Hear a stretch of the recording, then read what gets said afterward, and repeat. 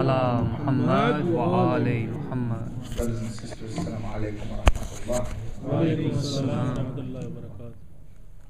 Salawat. اللهم صل على محمد وآل محمد. Salawat is one of those things that's always accepted. Salawat is one of those things that's always rewarded. So please again send a loud Husseini salawat. اللهم صل على محمد وآل محمد. Prophet sallallahu alayhi wa alihi wa sallam, he said that whoever hears my name, then he's duty bound to say salawat. And whoever forgets to say salawat, then he'll lose his way to salvation. And whoever neglects from saying salawat, then he's outside of this religion. So this is how important salawat is. Salawat is so important, it's a dua, as you know. You should include it in your dua. Any dua that you make, you should begin with salawat. I just wanted a little bit out of my way so that I could see everybody without any interruption. Salawat. اللهم صل على محمد وآل محمد. Salawat is one of those things that you should include it in your dua. If you want your dua to be answered, you should make your dua with salawat in the beginning and salawat at the end of that dua. How come we should put salawat in the beginning and at the end of that dua? Send another salawat and I'll tell you. اللهم صل على محمد وآل محمد. You know, I know what it is to work hard all day and to come to the masjid at night. You're tired, you worked. Don't think this is not my job. This is what we do just as zakatul ilm. But you have to send a better salawat than that. اللهم صل على محمد وآل محمد. Salawat at the beginning and at the end of your dua. Why? Because when you make this dua in the beginning of your own dua, oh Allah, bless Muhammad and the family of Muhammad. And then you make your dua. And then at the end you say, oh Allah, bless Muhammad and the family of Muhammad. Then what happens? Allah cannot accept the first dua and the last dua and neglect the one in between.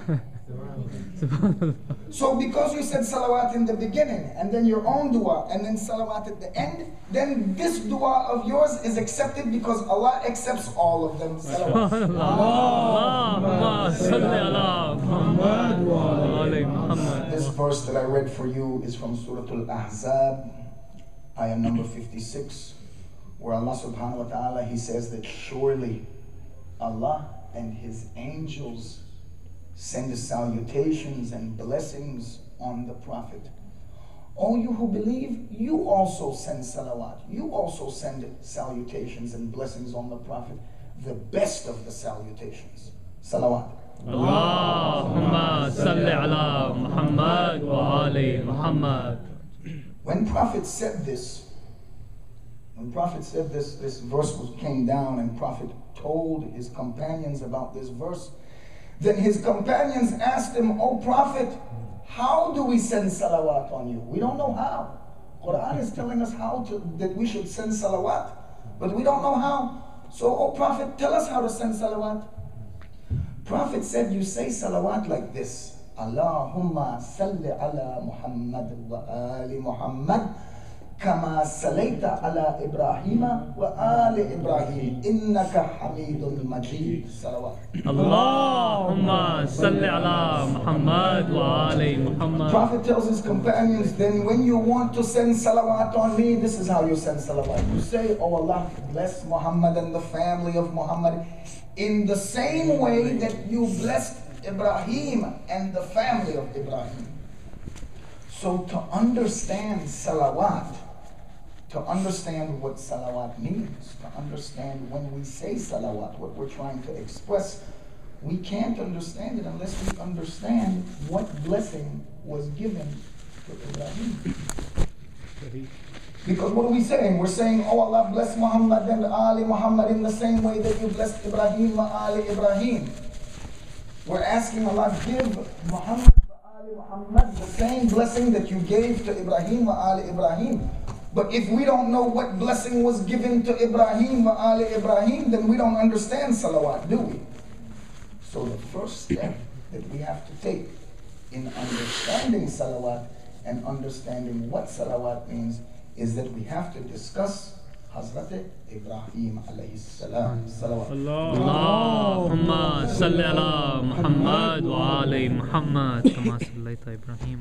Hazrat Ibrahim alayhi salam, he's known as Khalilullah, the friend of Allah. And this is something very unique. Allah subhanahu wa ta'ala never took anyone for a friend except Hazrat Ibrahim. This is one of those distinctions that are specific to Hazrat Ibrahim alayhi salam. Even in Quran, he's called Khalilullah, the friend of Allah.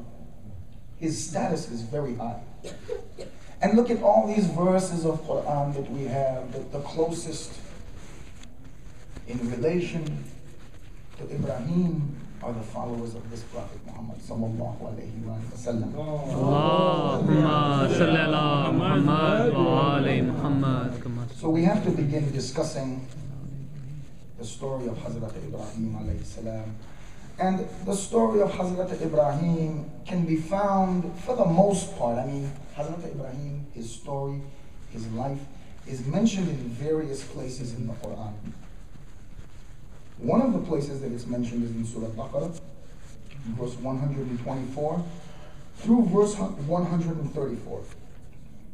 And we'll get to that in a moment, discussing those verses of Quran. But tonight I want to come from another direction, because we're Muslims and we always read from Quran, and all of our dalil always comes from Quran. Tonight I want to recite to you the story of Hazrat Ibrahim. One thing that we don't recognize about the Bible is that we accept the Bible, don't we? We as Muslims, if you're a Muslim, you accept our own prophet and every prophet that came before him. We accept our own book and every book that came before it. Now we understand that some changes and some alterations and some reconfigurations have been made to these holy books before Quran. And so for that reason, we really can't rely on them 100%. However, the story of Hazrat Ibrahim alayhi salam is almost identical in the Quran and the Bible. Of course, the Bible coming from a particular viewpoint, coming from a particular ethnic background, if you will, it stresses certain characters in the story of Hazrat Ibrahim and de-emphasizes others. But we'll get to that. The important thing to recognize is that the covenant, that deal, that bargain, that arrangement that was made between Allah subhanahu wa ta'ala and Hazrat Ibrahim, that same covenant that's mentioned in the Quran is the same covenant that's mentioned in the Bible. And almost word for word, the details of this covenant are the same. So we'll begin by looking at those verses of the Bible. Please send another loud salawat. اللهم صل على محمد وعلى محمد. Now in the Bible, the story of Hazrat Ibrahim alayhi salam is covered in Genesis chapter 17. And Allah subhanahu wa ta'ala begins discussing this covenant by saying in this Bible, verse number 1 in chapter 17 of Genesis, "And when Abram was 99 years old, the Lord appeared to him and said, I am God Almighty. Walk before me faithfully and blameless. Then I will make my covenant between me and you and will greatly increase your numbers." This first verse, we should pay attention to it. Allah subhanahu wa ta'ala comes to Hazrat Ibrahim alayhi salam and says to him, "Look, I am Allah. Be perfect, be blameless in your worship of me. And in return, I will multiply your descendants exceedingly." So the first thing that we learn from the Bible is that this deal that is being made, this covenant that's being made between Allah subhanahu wa ta'ala and Hazrat Ibrahim it requires Hazrat Ibrahim to worship none but Allah subhanahu wa ta'ala, that his descendants should worship none but Allah. And Allah is promising to increase his numbers, his descendants, exceedingly. Now understand one thing. At this point in the story, Hazrat Ibrahim alayhi salam has no children yet. Allah is making a promise to him of children in exceeding numbers that will come later. So this is one part of that covenant that Allah subhanahu wa ta'ala mentions in the Bible.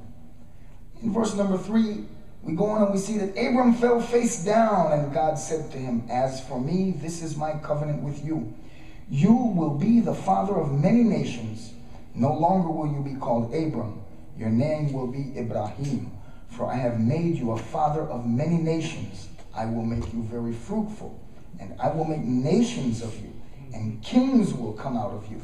And I will establish my covenant as an everlasting covenant between me and you and your descendants after you for generations to come, to be your God and the God of your descendants after you." So again, Allah subhanahu wa ta'ala is making it clear to Hazrat Ibrahim alayhi salam that, look, the covenant that I'm making between me and you, it's not just a deal between me, Allah, and you, Ibrahim. It's a deal that includes Hazrat Ibrahim and all of his descendants. Now, at certain points in the Bible, they flip things around, they change things around, and they try to cut out Hazrat Ismail. And we'll get to that in a moment. But it's clearly saying here in the Bible, before Ibrahim had any children, Allah established a covenant between himself and Hazrat Ibrahim, and this covenant would cover all of the descendants of Hazrat Ibrahim. Salawat. Allahumma salli ala Muhammad wa ali Muhammad. Verse number 9, then God said to Abraham, "As for you, you must keep my covenant, you and your descendants after you for the generations to come. This is my covenant with you and your descendants after you, and the covenant you are to keep, that every male among you shall be circumcised, and you are to undergo circumcision, and it will be the sign of the covenant between me and you for the generations to come. Every male among you who is 8 days old must be circumcised, including those born in your household or bought with money from a foreigner, those who are not your offspring."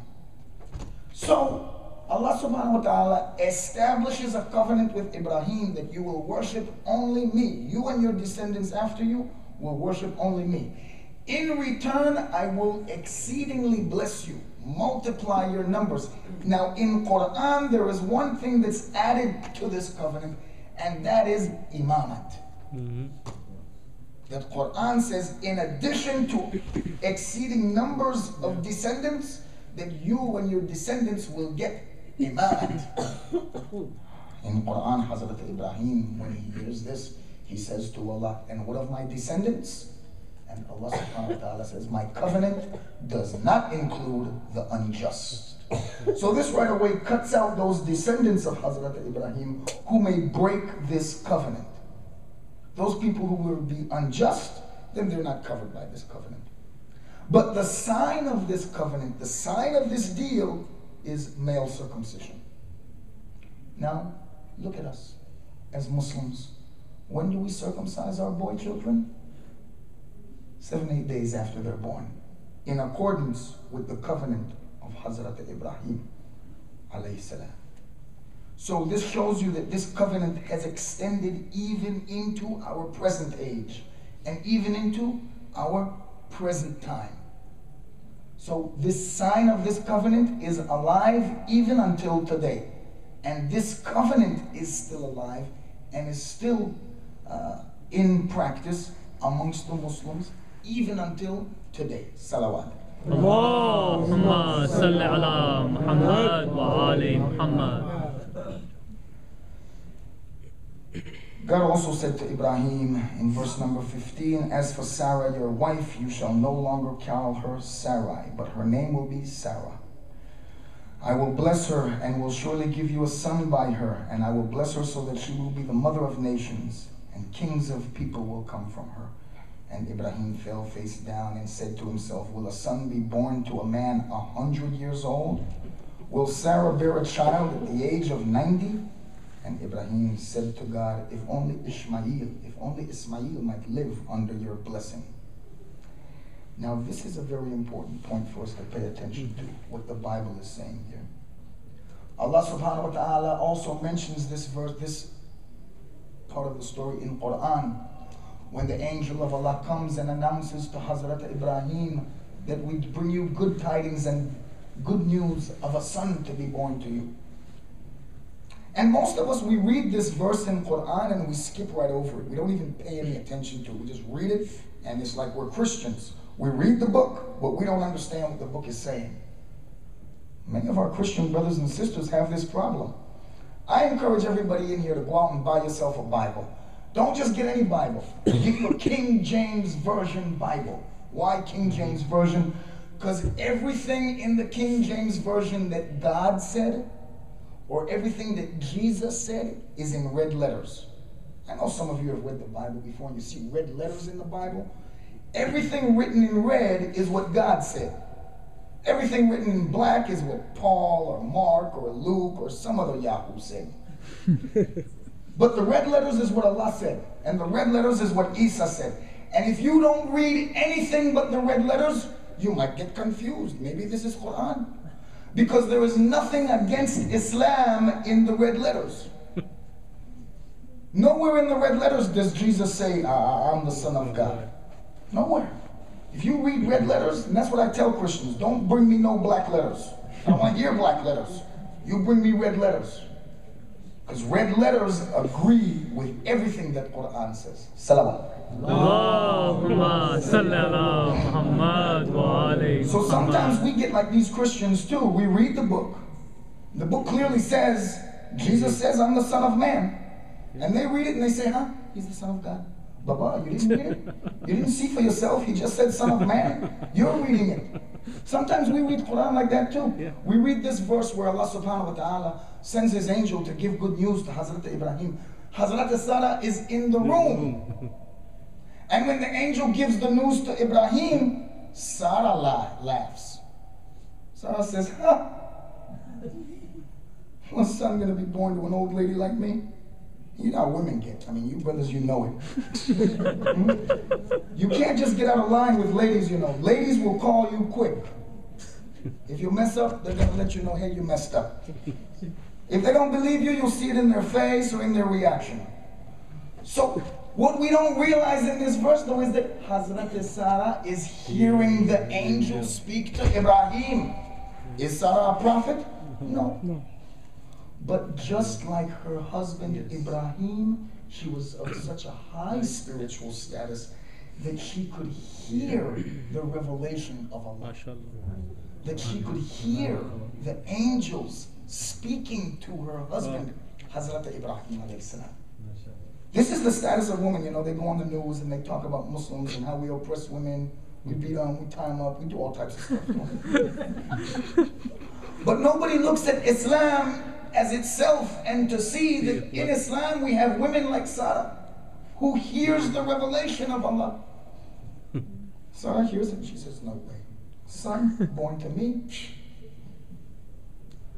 Nonetheless, Allah subhanahu wa ta'ala did indeed fulfill his promise and fulfill his covenant and deliver to Hazrat Ibrahim alayhi salam and his wife Sarah Hazrat Ishaq alayhi salam. Salawat. Allahumma salli ala Muhammad wa ali Muhammad. But I'm sure all of you are wondering, then what about Hazrat Ismail alayhi salam?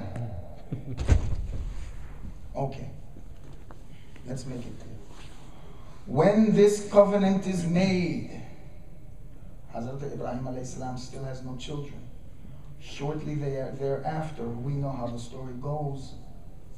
Hazrat Sarah, being barren, not being able to bear children, she arranges a marriage between her husband, Hazrat Ibrahim, and her maidservant, Hazrat Hajar. They get married and they have a son named Hazrat Ismail alayhi salam. Hazrat Ismail, as you know, He's the great-great-great-great-great-great-great-great-great-great-granddaddy of who? Hazrat Muhammad sallallahu alayhi wa اللهم صل على محمد وآل محمد. There's 26 generations between Prophet Muhammad sallallahu alayhi wa sallam and Hazrat Ismail. That means 26 granddaddies between Hazrat Ismail and Hazrat Muhammad sallallahu alayhi wa sallam. Now we see in the Bible that when Hazrat Ismail is born, he's circumcised. He's circumcised. Now why is this a big deal? Why should I even bring it up in the speech? Because the circumcision shows that he's also under the covenant. Yes.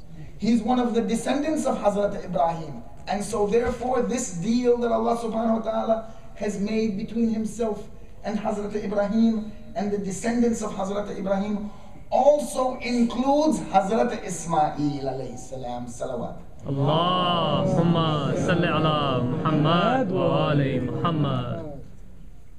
The story of Hazrat Hajar and Hazrat Ismail is mentioned in Genesis chapter 16. And if you know, I just quoted from Genesis chapter 17, right? Mm-hmm. The covenant that we were talking about comes after Birth of the birth of Ismail. Hazrat Ismail. That when it's initially mentioned to Hazrat Ibrahim, he has no children. But by the time that this oath is solemnized, Hazrat Ismail alayhi salam is born and is circumcised and is included under this covenant. But from the Bible, let me read it for you. In verse number 1 of chapter 16 of Genesis, now Sarah, Abraham's wife, had borne him no children, but she had an Egyptian maidservant named Hajar. So she said to Ibrahim, the Lord has kept me from having children. Go and marry my slave, and perhaps we can build a family together through her.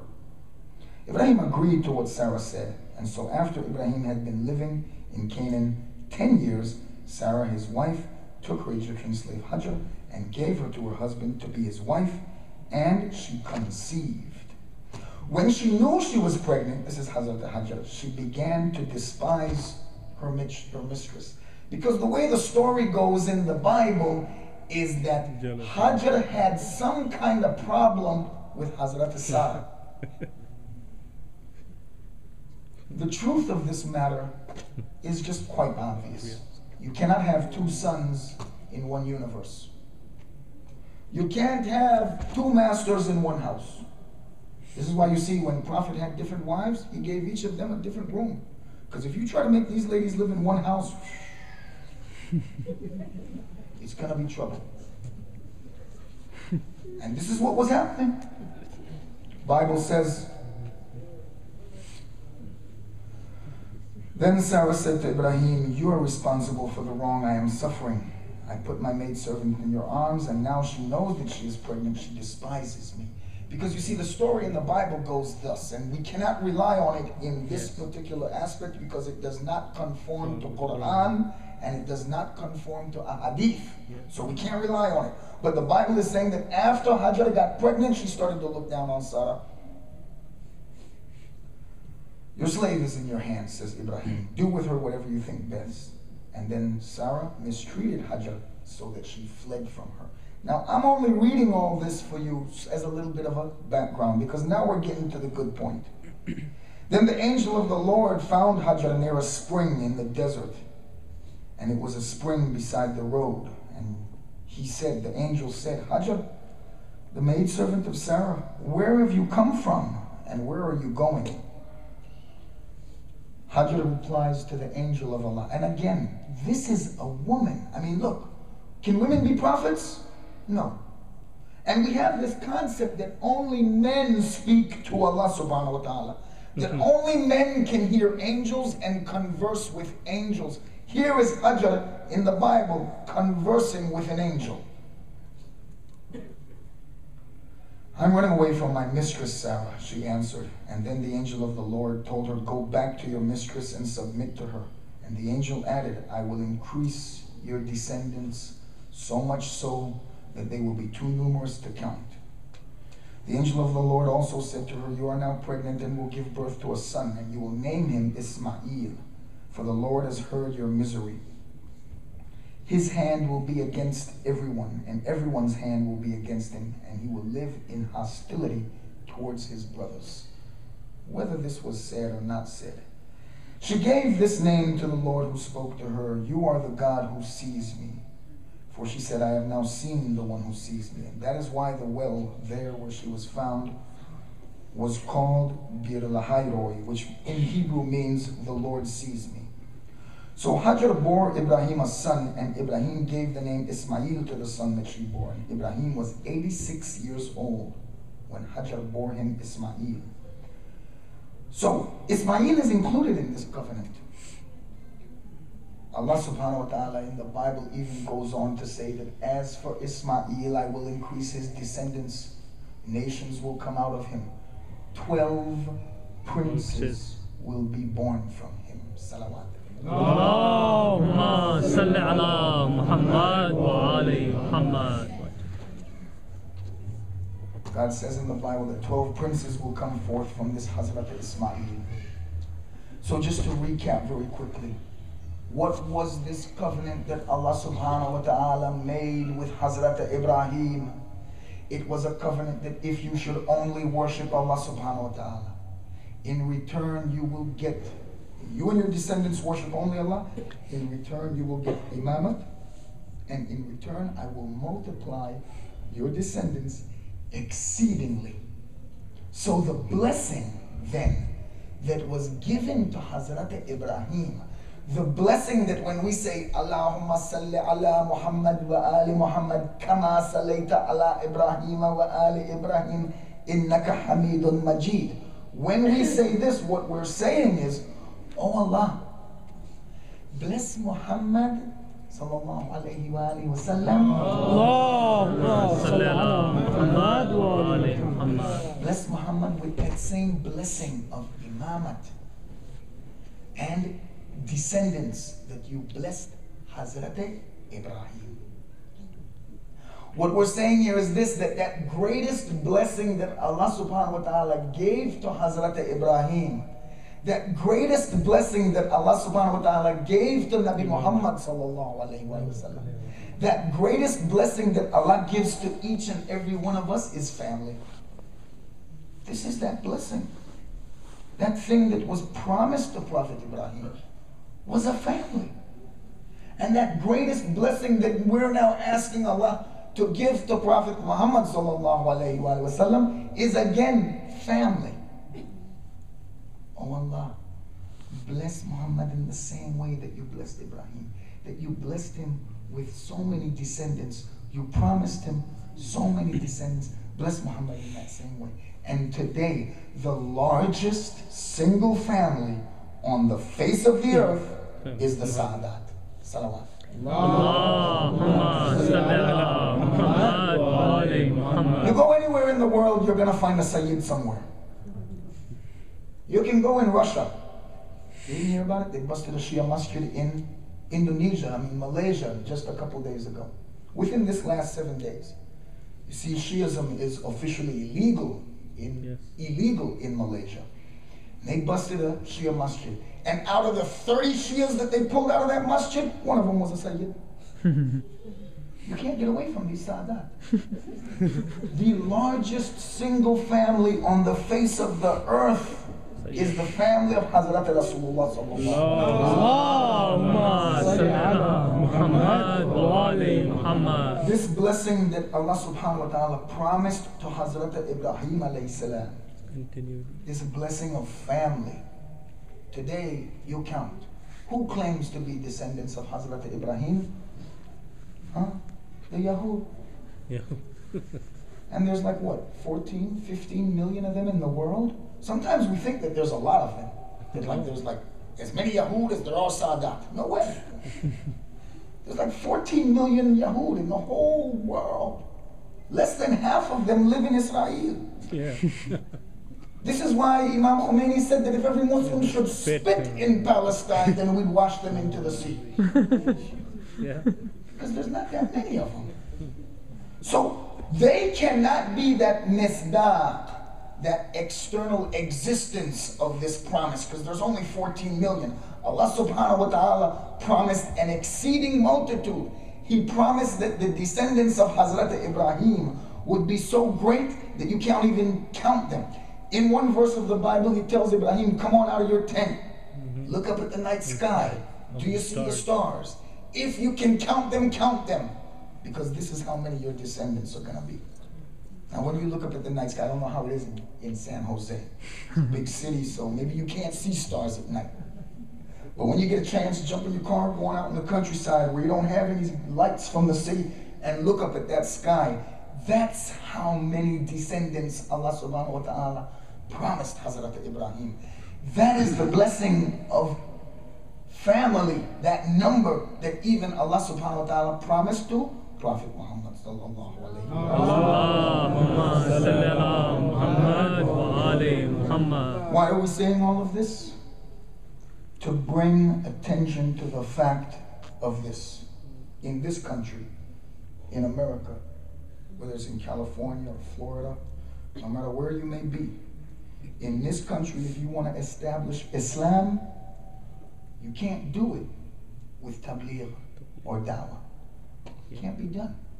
You can go all day like a Jehovah's Witness and knock on doors and pass out pamphlets. Doesn't matter. You're not going to establish Islam that way. You may be successful in spreading Islam, but you won't be able to establish Islam. Islam is only established by family.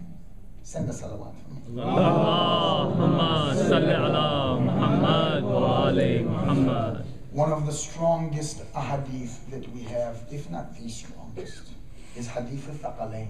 You know Hadith al-Thaqalain? The hadith of the two weighty or important things. Prophet is reported to have said this at a number of places. And we have quite a few hadith like this where there's some confusion. I mean, I'll just give you an example away from this example. We know Hadith al-Kisa, right? Everybody knows Hadith al-Kisa? Okay, good. Boom. Some riwayat say that Hadith al-Kisa, that this event happened in the house of Hazrat Zahra alayhi salam.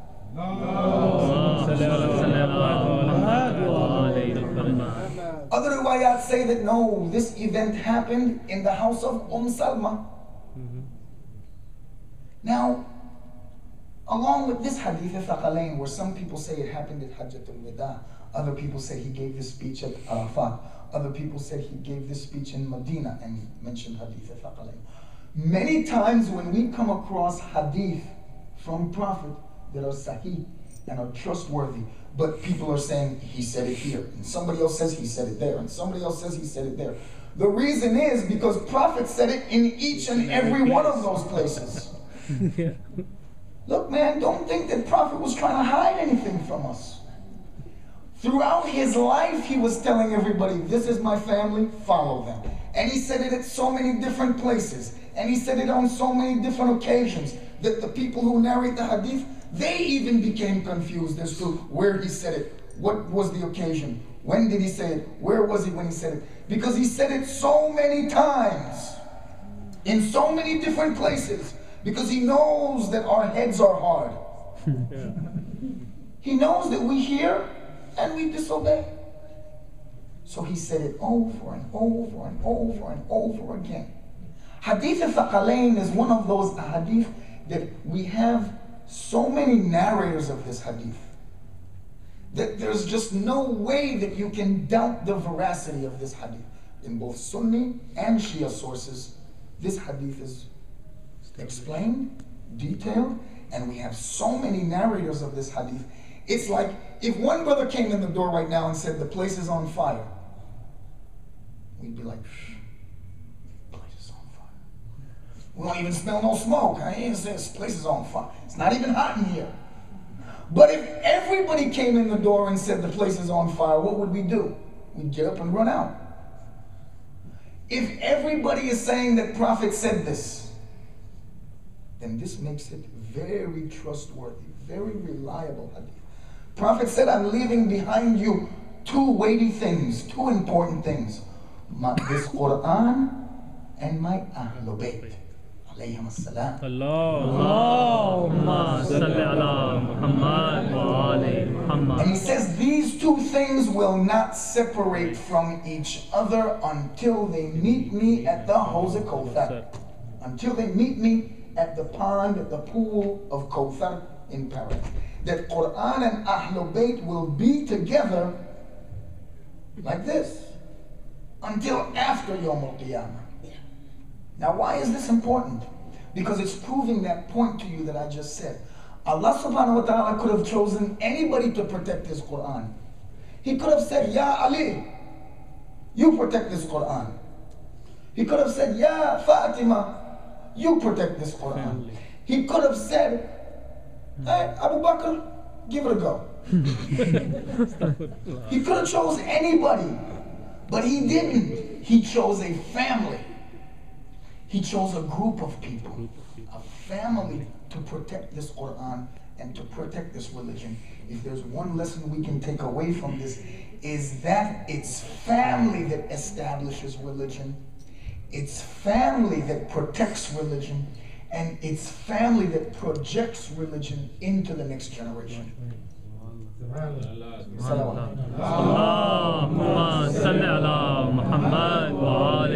Now you can go out and spread Islam, and that's good. There's nothing wrong with that. But what I'm saying is, if you want to establish Islam in America, see, there's a difference between practicing Islam and establishing Islam. Let's point out that example with the example of Salat. I make Salat in my house. But if I make that Salat by myself, in my own room, I'm making the Salat.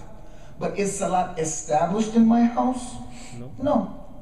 It's when I get up in the morning and wake up everybody else and hustle them for wudu and then line up everybody. And in our house, it's a big jamaat. You have 8 kids. I tell brothers, my business is open 7 days a week. There's only 7 days in a week and I got 8 kids. But when you establish Salat, that means you wake up everybody, you get everybody in their wudu, you line up everybody for their Salat, and then you make Salat together, and you make this regularly and consistently. This is establishing the Salat in your household. You see, we can practice Islam in the country, and we're free to practice the Islam in the country. I can sit here and say whatever I want on this microphone. And the place is under construction, so it's not like the door's locked good. They can come in and get me too. It's not out of the question. I'm on the list. It's not out of the question, but they're closing Guantanamo Bay, so we're not worried about it. But we can say what we want and we can practice the religion, but we have yet to establish the religion in America. Other people have come and have established themselves. This is why when you go into any big city, you got a little Italy. Or you got a Chinatown. Or you got a little Odessa.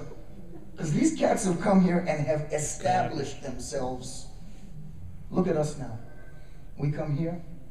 We don't have no Muslim neighborhood. Everybody lives about a half hour, 45 minutes away from the center. We don't have any little Medina, where all the businesses are Muslim owned and the people who live in that area are Muslim owned. We haven't established Islam here. Beautiful. And our goal is to establish Islam here. We don't want to take over. Don't get worried, boys. We don't want to take over.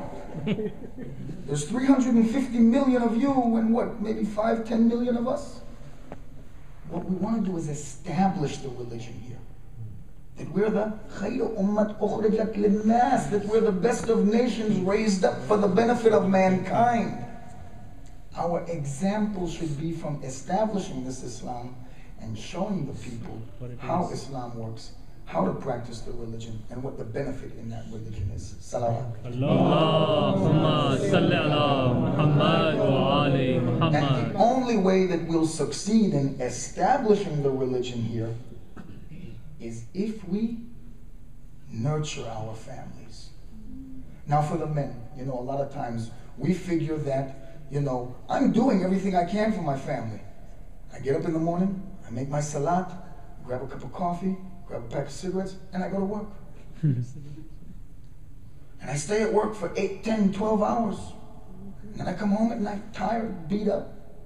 I love my family, so I'm doing what I can for my family. But this isn't enough. Don't think that your work and your money can save your family.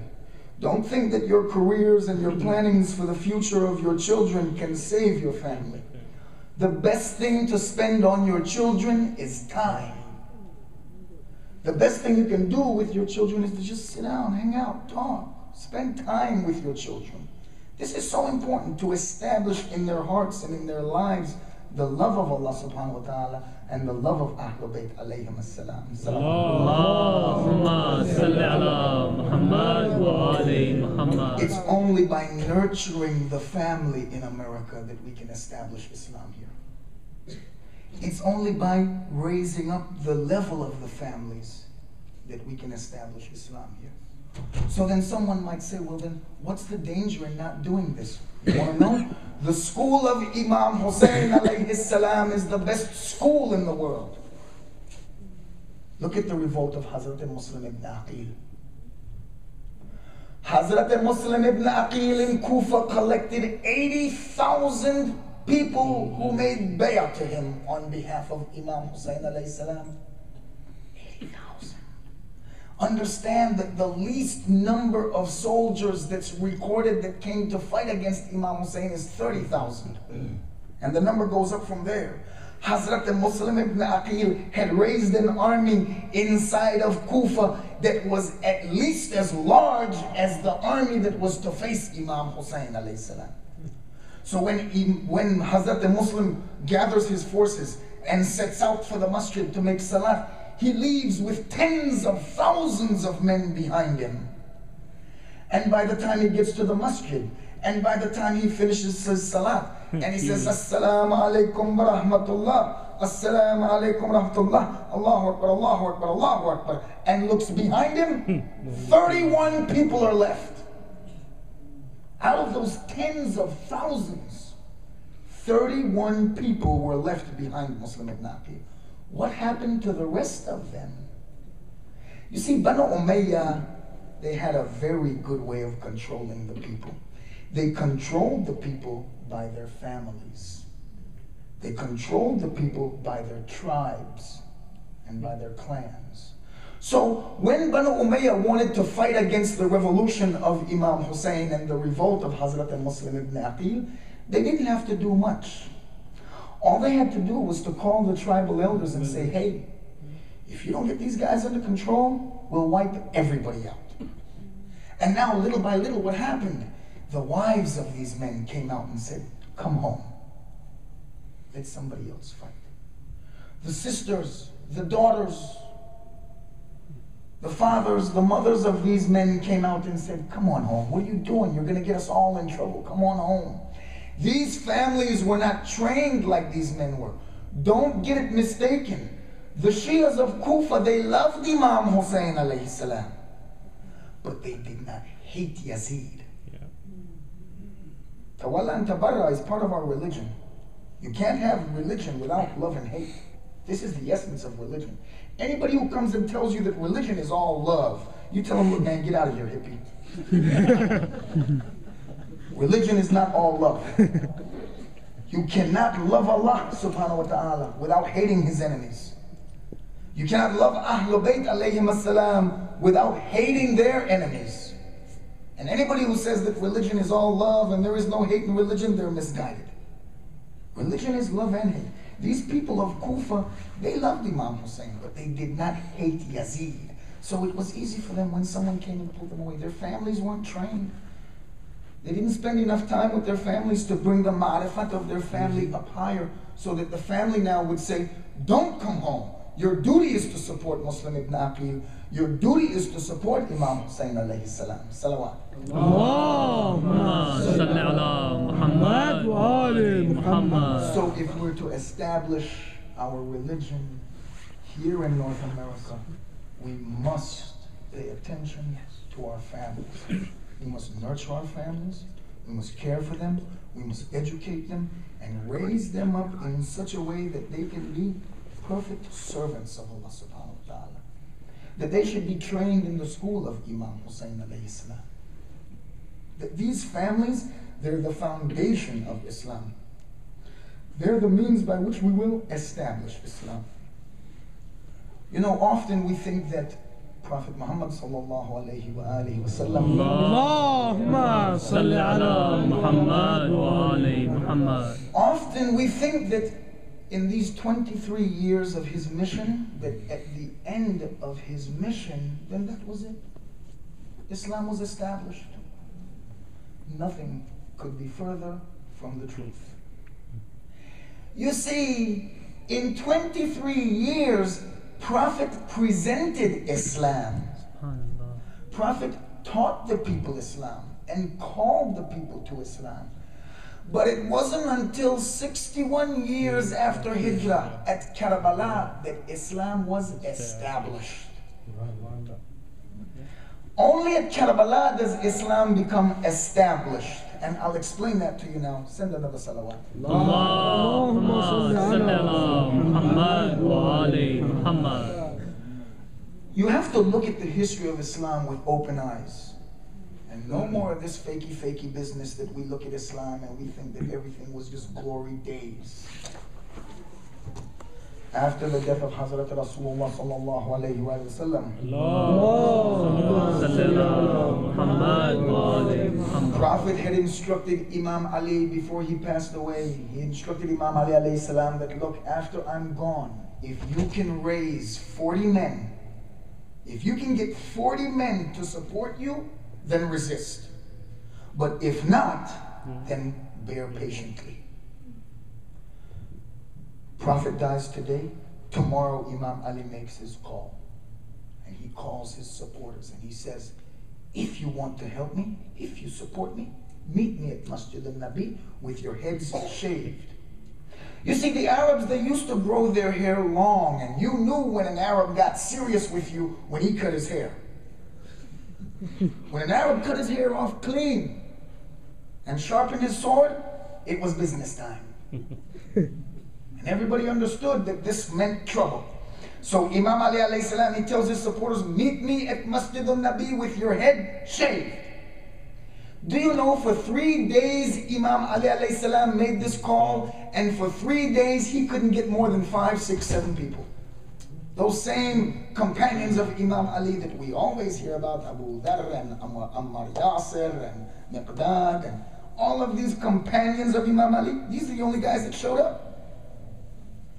Nobody else showed up, and we're talking about the day after and the couple days after Prophet's death. So if Islam was established, where were the Muslims? Islam wasn't established yet. After Prophet's death, there was a pagan backlash. Thank you, brother. One thing you have to understand is, look, pagans don't go down easy. They don't give up. You thought these Arabs were just going to give up? You thought Prophet was going to come and destroy their pantheon of gods. Imam Ali alayhi salam would tear down those idols from Kaaba and smash them. What, you think those Arabs were going to take all that laying down? You think they were just going to just let it go? Everything's hunky-dory? Don't worry about it? It'll be okay? No. They weren't going to let it happen like that. So they formulated a plan immediately on how to start an insurgency. You can't just come out and just destroy Islam. You have to destroy the foundation of Islam. We always hear about the burning of Hazrat Zahra's house. And we think, wow, these guys must have really wanted Imam Ali alayhi salam if they burnt down the house of Fatima. Understand something. The attack on the house of Fatima was more than just the desire to get at Ali who was inside. The attack on the house of Fatima was an attack on one of the bases of Islam. You see, in Medina, Hazrat Fatima Zahra alayha salam, she established herself and her house and her home as a base of Islam.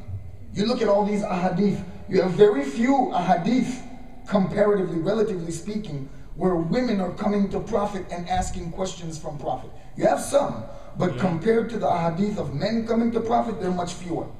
Why? Because the women were going to Hazrat Zahra. The women, when they had some question about Islam, something that they needed to know about Islam, they didn't have to go to Rasulullah. They went to the house of Hazrat al-Zahra. Hazrat al-Zahra was giving classes in Quran, classes in Ahkam, classes in Akhlaq to the ladies of Medina. Now look, there's a reason the UN won't loan men money, you know. You know this microloan program that they have in developing countries, and the UN will loan money to people to start little business? They don't loan money to men anymore. You know why they stopped? Because a man, when he gets that money, he's going to go out, he's going to call all his friends, he's going to say, let's go eat kebab. And that same money that they gave him to open a business with, he's going to spend it on kebab and rice and soda and bring us another round. But when you loan this money to a woman, she's going to make sure that she uses that money to establish some little small business. And of course, they have their other nefarious plans with that. But it's the same thing with education. When you educate a man, you've only educated an individual. Because what's he going to do? He goes to school, he gets a degree, he goes to work. He doesn't stay home and teach the kids how to be an electrical engineer. No, he goes out and he goes to work and makes money, right? That's what he does. You've educated a man, you've educated an individual. But when you educate a woman, you're educating the entire society now. Because if the woman is knowledgeable, then the children will be knowledgeable too. And this is why it's recommended that when the men look for wives, they should look for intelligent women, women that are educated. You don't want some bisavad, some woman who can't read, because then your children won't learn how to read. You want educated women so that they can educate your children. Hazrat al-Zahra was leading this type of revolution in Medina. She was educating those women of Medina. Her house was a base of Islam, a paigah. And in order to get rid of Islam, they have to get rid of Zahra. You can't get rid of Islam. You can't get rid of this message unless you destroy the foundations of this message. And one of the foundations of that message is the family of Hazrat Rasulullah sallallahu alayhi wa sallam. When they steal Fadak, when they burn the house of Zahra, it's not because they have some problem with Hazrat Zahra, it's because they have a problem with Islam. It's because they want to destroy Islam. They want to roll back the clock to the time when Mecca was pagan and idolatrous and mushrik. They want to return to that time. So when they attack the house of Zahra and burn it down, it's because they want to eliminate Ahlul Bayt. When they steal Fadak, it's because they want to make Ahlul Bayt and the succeeding generations of Prophet's family destitute. Their plan is to deprive them of their households, of their incomes, of everything that can possibly give them strength to continue protecting and projecting and preaching this message. And this was their aim and their goal. Even at Karbala, on the day of Ashura, when Imam Hussein alayhi salam calls out to those enemy soldiers and says, why are you doing this? What wrong have we done to you? What do those enemy soldiers reply? They say, this is our revenge for what your father did at Badr and at Uhud. They don't have a problem with Hussein, they have a problem with Islam. Hussein is the exponent of Islam. He's the wujud khariji of Islam. He's the very external existence of Islam. They have to remove him if they're going to destroy Islam. One of the saddest things about this ummah, and people don't like to hear it, maybe you won't invite me back after you hear me say it. We are responsible for the death of Imam Hussein. Our people, maybe not me and you individually, we didn't enter the battlefield. But this ummah, this nation of Muslims is responsible. It wasn't non-Muslims that abandoned Imam Hussein, and it wasn't non-Muslims that entered the battlefield and attacked his family. It was this ummah that abandoned the most precious gift that Allah subhanahu wa ta'ala could ever give to anyone, and that's family. That most precious gift that Allah subhanahu wa ta'ala gave to Imam to Prophet Muhammad sallallahu alaihi wasallam, his family. Their aim was to destroy the Ahlul Bayt al-Rasul, because it's through family that this religion is protected. It's through family that this religion is projected and taught and kept alive and established. And they figured if they could destroy this family, then they could destroy Islam. Understand how vicious these criminals were. Let me remind you about Hazrat Ali Akbar. Hazrat Ali Akbar, the son of Imam Hussein alayhi salam, he looked exactly like the Prophet. You know, Ahlul Bayt, when they wanted to remember Prophet Muhammad sallallahu alayhi wa sallam, they would call Ali Akbar.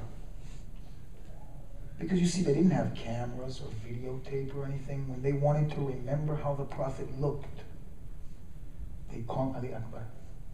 They say that Ali Akbar resembled the Prophet so much that he even walked like the Prophet. You know, everybody's got their own little walk. Ali Akbar walked like the Prophet. His sound was like the sound of the Prophet.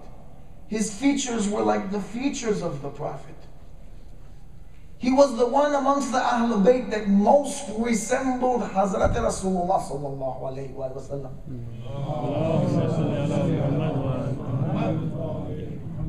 On the day of Ashura, Hazrat Ali Akbar, he comes to his father, Imam Hussein, to ask for permission to enter the battlefield.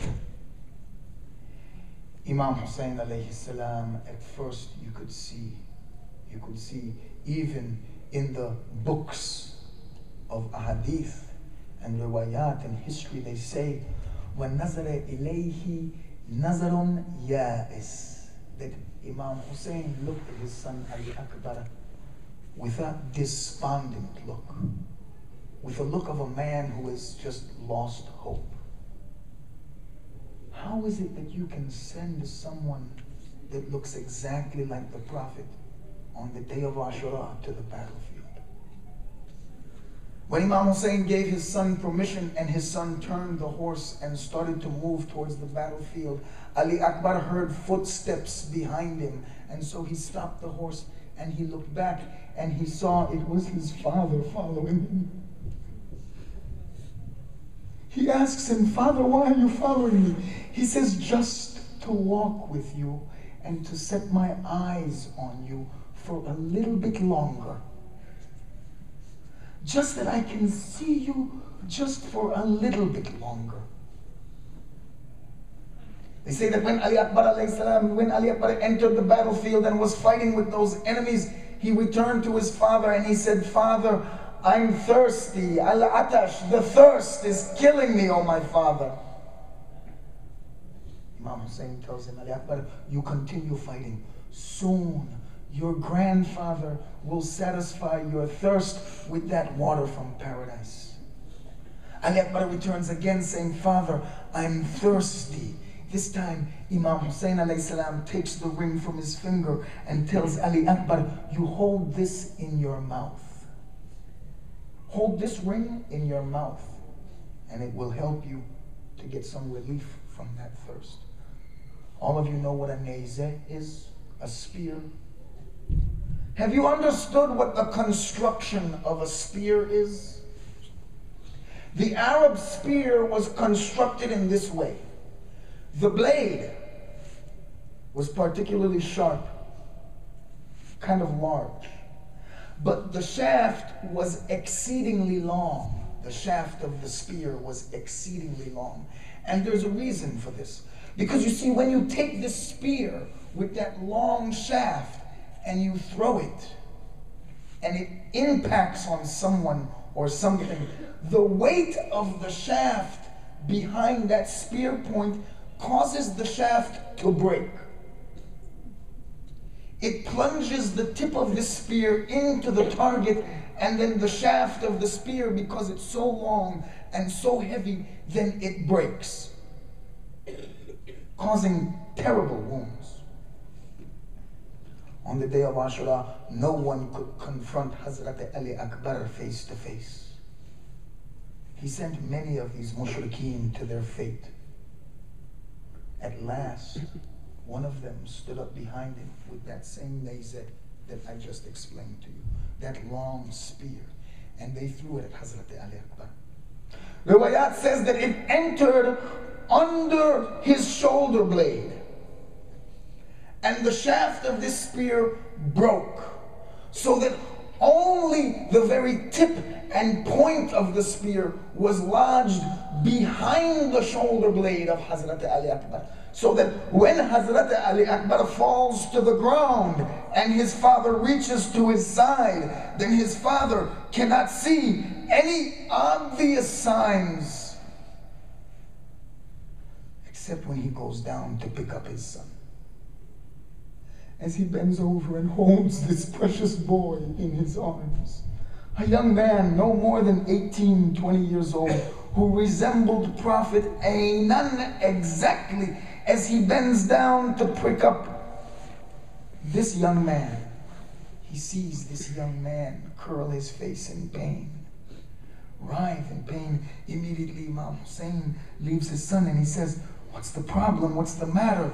Again he goes to lift his son, not realizing that this spear is lodged behind the shoulder blade of Ali Akbar, and every time you move Ali Akbar, it causes pain to him. Every time you try to pick him up and move him, this spear tip goes in a little bit more. So that from this wound, it's only after that Imam Hussein alayhi salam, when he's able to roll his son over, and he sees the very end of that spear tip.